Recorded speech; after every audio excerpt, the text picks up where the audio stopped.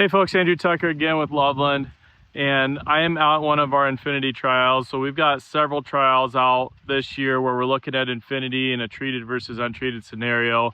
Lots of different nitrogen rates, different hybrids, a lot of different factors, but we just want to see if N-FINITY as a nitrogen technology works in a lot of situations, how consistent it is, things like that. We've had a lot of really good results. We've had a couple of reports where people didn't think it worked as well as they expected or didn't see much results.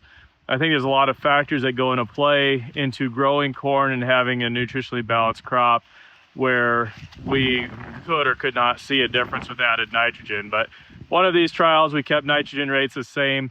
It's decal 10135, planted at 38,000 population. Have a little over 200 total units of nitrogen out here, have fungicide on this crop. We've taken a few swipes across this field, and so it's about 265 bushel corn out here.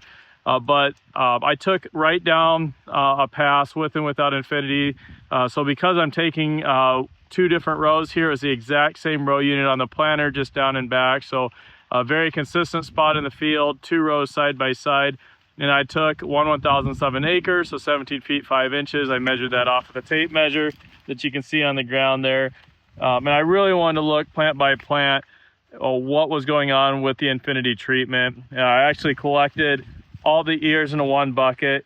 Where we did not have the N-FINITY, we actually had 3 plants where the ears didn't even pollinate. I can probably find one of these pretty quickly in here.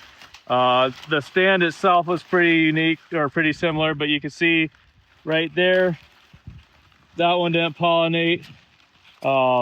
There's a couple others in here. I went for the ear and there wasn't any. So we had more ears where we had the N-FINITY. The plant health overall seems a little better. You can see a difference there.